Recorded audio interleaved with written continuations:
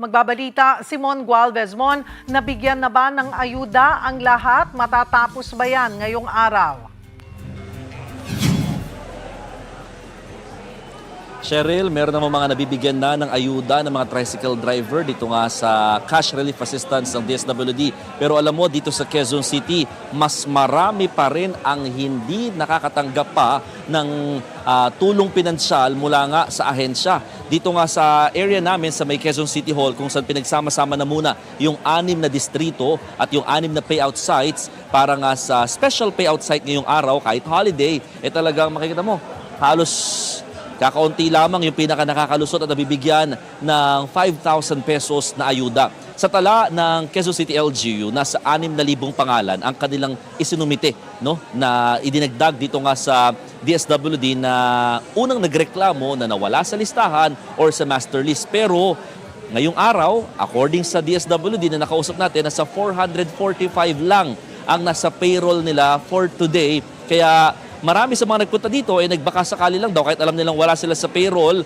list, baka daw aabot ng hapon, mabigyan sila. So technically sa tanong mo kung mabibigyan ba't matatapos ngayong araw, ang sagot, hindi. Dahil talagang marami sa mga ito, kulang pa yung detalye na kinakailangan pa rin daw ng ahensya at patuloy pa rin daw yung kanilang verification at processing dito nga sa mga isinumiting pangalan. Pangalawa, dun sa mga hindi nakapunta sa nakatakdang schedule nito nakalipas sa 3 araw, magkakaroon pa ulit ng another special payout for them at di sila naisama today sa payout ngayong holiday. So mukhang maglalaan na lamang, sabi ng DSWD, ang ahensya ng special payout para sa mga hindi pa rin nakakakuha ng ayuda. Cheryl. So hanggang kailan yung magiging extension? Magkakaroon ba ulit tomorrow or next week na yan ulit? Nung tinanong natin yung DSWD, Cheryl, kung kailan nga ba yung next na sinasabi nila mga susunod na payout schedule para sa mga apektadong tricycle drivers, hindi pa nila ito masagot sa ngayon dahil nga patuloy pa rin daw nilang pinoproseso yung mga datos na ibinibigay sa kanila ng mga kada LGU dito sa Metro Manila. Ang pinaka sinasabi lamang ni DSWD Secretary Rex Gatchalian na walang makakalimutan at walang hindi raw makakatanggap ng mga tricycle driver sa kanitong programa ng AIX, no? It just so happen na hindi sila magkakasabay-sabay ng pagtanggap nitong 5,000 pisong ayuda. Ito kasi yung nagiging problema, Cheryl. Sa kada toda, nagkakaroon ng inggitan or comparison dahil yung iba nakakakuha habang yung iba naman hindi. At hindi masagot naman ng LGU itong bagay na ito kasi nga DSWD ang nagsasala ng mga naturang listahan. So wait and see ang nangyayari sa ganitong klaseng sistema at umaasa sila na sana raw itodo na ng DSWD yung listahan at talagang one time masabi na nila kung sino-sino talaga makakatanggap o hindi para daw hindi na pabalik-balik yung mga tsuper sa mga payout schedule at payout site dahil talagang lumalaki na rin di hamak yung kanilang gastos, pagpapa-photocopy ng mga requirements at yung pamasahe nila dahil palayo ng palayo yung payout site sa kanilang mga lugar. Cheryl.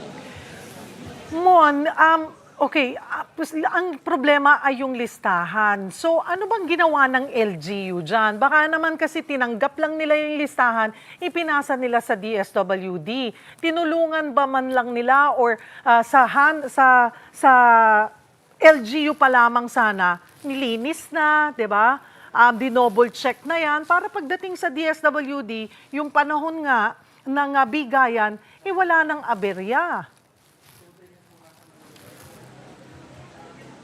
Tama ka dyan, Cheryl. Yan din yung mga mismong concern ng mga TODA na nakakausap natin na ang una nga tingin nila bakit man lang daw hindi nasala kaagad ng lokal na pamahalaan or yung pinaka-tricycle regulation unit na nag-handle sa kanila or department dito sa mga detalyeng sinasabing nakitang may kakulangan ng DSWD. At pangalawa naman, ang talagang pangamba nila, nabibigay ba talaga sa DSWD yung mga listahan dahil maaaring may ibang listahan daw na nakikita at talagang napapadala sa DSWD. Hindi yung listahan mismo na ibinibigay naman ng mga kada TODA ng kada LGU naman. So these are the common concerns na sinasabi din dito. At sabi naman ng lokal na pamahalaan na nakausap natin dito sa Quezon City in particular, mukhang right after this, mukhang masasalain pa nila itong mga listahan ng kada todang kanilang hinahawakan para daw hindi na maulit yung ganitong klaseng eksena. Cheryl. So sa lahat ba ng syudad dito sa NCR, ganyan ang problema? May ganyang problema? Or may at least man lang isang syudad na nabigyan lahat, walang aberya at all?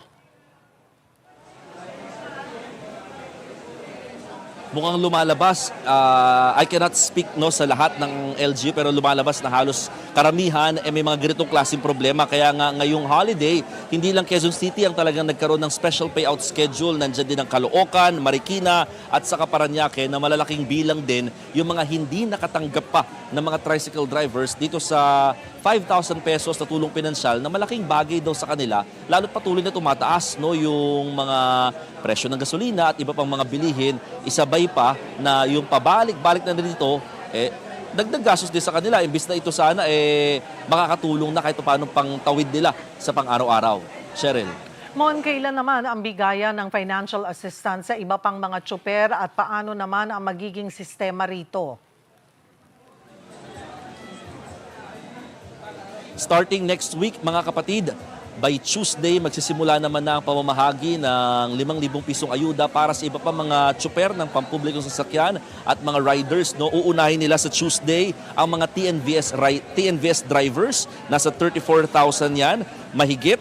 Habang sa Wednesday, ang mga jeepney drivers, nasa 26,000 yan. Habang sa Thursday and Friday naman, ay yung mga delivery service riders na nasa 76,000. At yung mga motorcycle taxi riders naman ay sa Sabado na nasa mahigit 34,000. Itong mga bilang na binabanggit natin, nanggaling daw yan sa LTFRB. So sa mga nabanggit na mga TNVS, jeepney, delivery service at saka motorcycle taxi riders and drivers, makukuha at malalaman yung listahan na yan mula sa LTFRB. Magkakaroon lamang ng payout, ipapadaan lamang yan, yung venue, sa mga LGU. Pero again, yung listahan manggagaling ho sa LTFRB. Ia-anunsyo nila yan sa susunod na linggo. And then, the week after that, sisimulan naman na, after Holy Week in particular, yung mga tricycle naman sa mga probinsya or sa labas ng Metro Manila. Bagay na ito yung pangamba ng mga tricycle driver dito sa Metro Manila na oras daw masimulan